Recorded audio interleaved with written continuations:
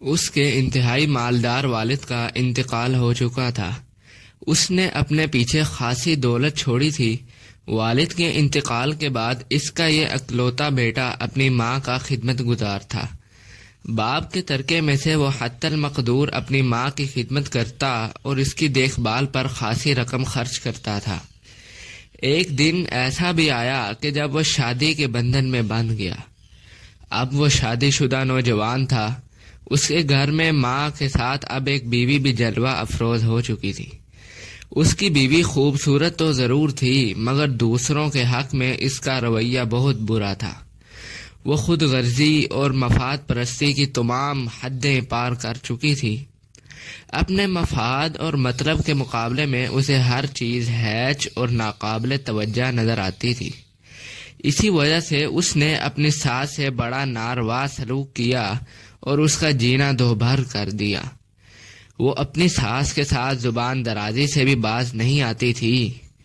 اللہ کا کرنا یہ ہوا کہ اس کی ساس کو مرگی کی بیماری لاحق ہو گئی۔ بس اب کیا تھا، وہ بیچاری بیٹے کے ہوتے ہوئے بھی اپنی بہو کی بدتمیزی، بے رخی اور بے حسی کا شکار ہو گئی۔ بوڑھی ساس کا وجود بہو کے لیے عذاب بن چکا تھا۔ یہ سلسلہ چلتا رہا، کشمکش بڑھتی گئی اور ماحول کی تلخی میں اضافہ ہوتا رہا۔ ایک وقت آیا کہ بہو کے صبر کا پیمانہ لبریز ہو گیا۔ ساس کے ساتھ رہنا اب اس کی برداشت سے باہر تھا۔ ایک دن اس نے اپنے شوہر سے صاف صاف کہہ دیا، تمہیں اب دو باتوں میں سے ایک کا اختیار ہے، اپنی ماں کے ساتھ رہو یا میرے ساتھ۔ اب میں تمہاری ماں کے ساتھ نہیں رہ سکتی۔ بیٹے نے از حد کوشش کی کہ اپنی بیوی کو کسی طرح صبر و رضا پر قائل کر سکے، مگر لاکھ سمجھانے بجھانے کے باوجود اس کی رفیق حیات اس کی بات ماننے کو تیار نہ تھی۔ اب اس کے سامنے دو میں سے ایک ہی رستہ تھا، ماں کی جدائی یا بیوی سے علیحدگی۔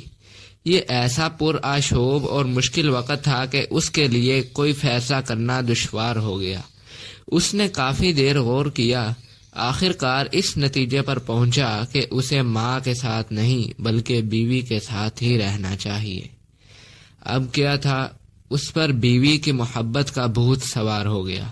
خبیث شیطان نے اس کے فیصلے کو اس کی نگاہ میں خوشنما بنا دیا اور وہ اپنی اس ماں کو جدا کرنے پر راضی ہو گیا جس نے نہ جانے کیسی کیسی تکلیفیں اٹھا کر اس کی پرورش کی تھی۔ وہ شدید سردی کی رات تھی۔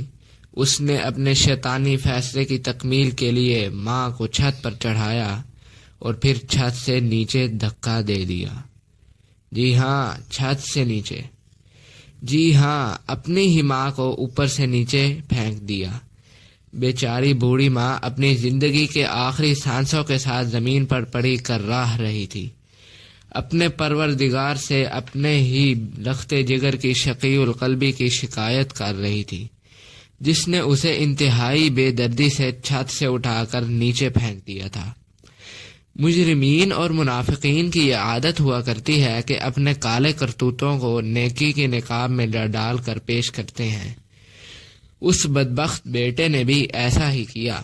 ماں کی تجہیز و تدفین کے بعد اس نے مجلس تعزیت منعقد کی تاکہ لوگ اس سے ہمدردی کے لیے آئیں، اس سے تعزیت کریں اور اس کو دعائیں دیں، مگر وہ ظالم اس بات سے بے خبر تھا کہ وہ قادر مطلق اللہ رب العالمین اس کے گناہوں کرتوت سے بخوبی واقف ہے، جسے اونگ آتی ہے نہ نیند، نہ جو دلوں میں چھپے ہوئے بیت بھی جانتا ہے۔ دن گزرتے گئے، راتیں ڈھلتی رہی، ظالم بیٹا زندگی کی روعنائیوں میں دوڑتا چلا گیا۔ وہ اللہ کی مار سے بے خبر تھا۔ وہ اس بات سے بے خوف ہو چکا تھا کہ اسے اس کی صفاقی کی سزا ملنے والی ہے۔ بھلا اللہ تعالیٰ کی مار دنیا کے مجرمین سے کیسے ٹل سکتی ہے؟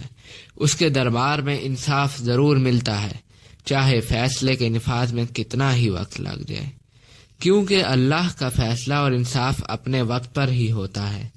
آخر کار اللہ کی مار کا وقت آن پہنچا۔ اس ظالم بیٹے کو بھی اچانک وہی بیماری لاحق ہو گئی جس بیماری سے اس کی ماں دوچار تھی۔ اس کے جنون اور مرگی کے دوروں سے اس کی بیوی پریشان ہو گئی۔ اب بیماری لاحق ہونے کے بعد بیوی کا اپنے شوہر کے ساتھ وہی رویہ تھا جو اس کا ماں کے ساتھ تھا۔ اب وہ ظالم بیٹا اپنی پیاری اور چہیتی بیوی کی بے رخی کا شکار ہو چکا تھا، جس کی خاطر اس نے اپنی ماں کو چھت سے دے کر ہلاک کر دیا تھا دھکا دے کر ہلاک کر دیا تھا۔ وہ ایک سرد رات تھی جب دو عالم جنون میں گھر کی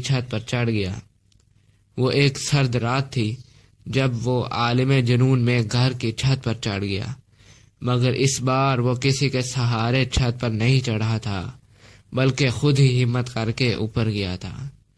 اب وہ چھت کے اسی حصے پر پہنچا جہاں سے اس نے اپنی ماں کو دھکا دے کر نیچے پھینکا تھا۔ اس نے ایک دم چھت سے نیچے چھلانگ لگا دی اور چند ہی لمحوں بعد اسے اپنے کالے کرتوت کا پورا بدلہ مل چکا تھا۔